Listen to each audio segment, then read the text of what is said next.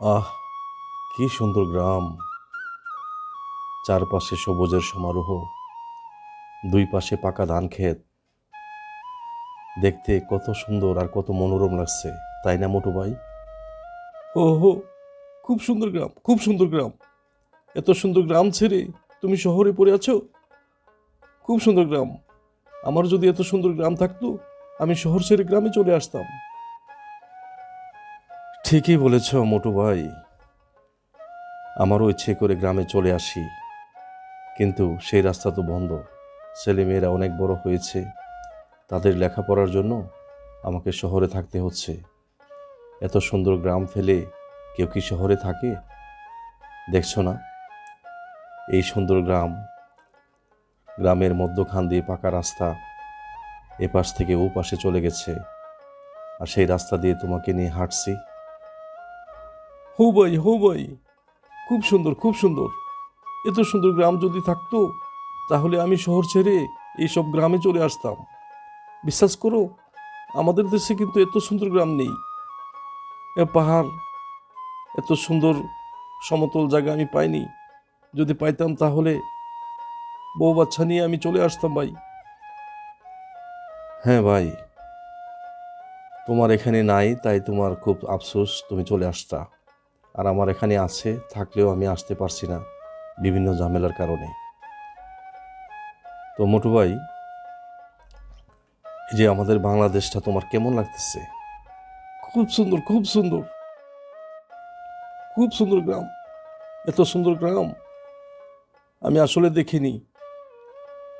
ইচ্ছে করে তো আমি চলে আসি তোমাদের দেশে।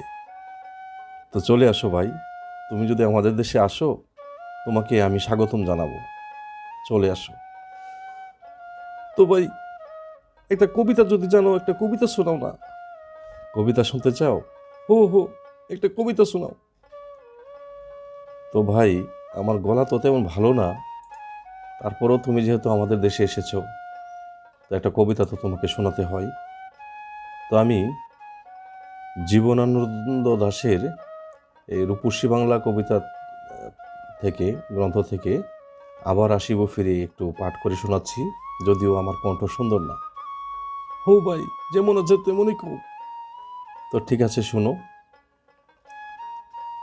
আবার আসিব ফিরে দান সিঁড়িটির তীরে, এই বাংলায় হয়তো মানুষ নয়, হয়তো বা শঙ্খচিল শালিকের বেশে, হয়তো ভোরের কাক হয়ে কার্তিকের নবান্নের দেশে কুয়াশার বুকে ভেসে একদিন আসিব কাঁঠাল ছায়ায়, হয়তো বা হাঁস হব, কিশোরীর ঘুঙুর রহিবে লাল পাই, সারাদিন কেটে যাবে কলমির গন্ধ ভরা জলে ভেসে ভেসে, আবার আসিব আমি বাংলার নদী মাঠ ক্ষেত ভালোবেসে, জলঙ্গির ঢেউয়ে ভেজা বাংলারই সবুজ করুণ ঢাঙায়,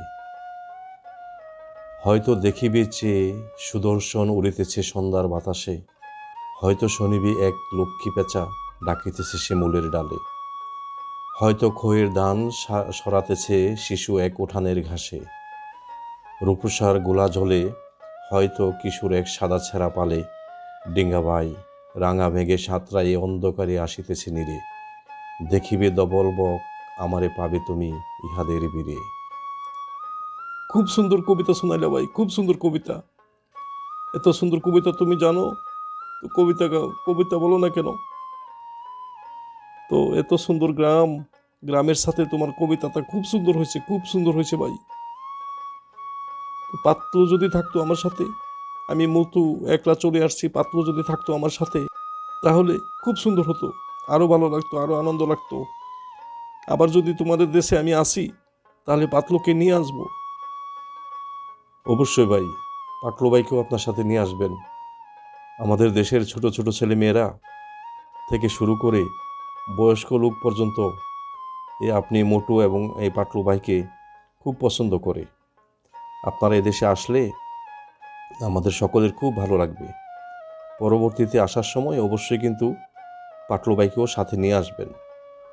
অবশ্যই নিয়ে আসবো, অবশ্যই নিয়ে আসবো। তোমাদের দেশের কথা আমি পাতলুকে বলবো। এত সুন্দর গ্রাম, আমার খুব ভালো লেগেছে গ্রামটি। এই গ্রামের প্রশংসা করে করে করতে করতে যেন শেষ হয় না। পাতলুকে আমি সব বলবো, সব বলবো। তো ভাই, আমাদের দেশে তো আপনি আসলেন, আমাদের দেশের মানুষগুলি আপনার কেমন লেগেছে? খুব ভালো, খুব ভালো। সবাই খুব অতিথিপরায়ণ, সবাই খুব ভালো। আমার কাছে এত ভালো লেগেছে বলে শেষ করা যাবে না। তো আমি অবশ্যই পাতলুকে আনবো।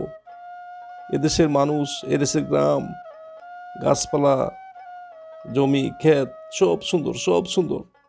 আমি অবশ্যই পাতলুকে নিয়ে আসবো আবার যদি আসি। তো ভাই, আপনি যে আমাদের দেশে আসছেন, আমরা খুব খুশি হয়েছি। তো আবারও আসবেন। তো আপনাকে অসংখ্য অসংখ্য ধন্যবাদ। আপনাকেও অনেক ধন্যবাদ, অনেক ধন্যবাদ। ঠিক আছে।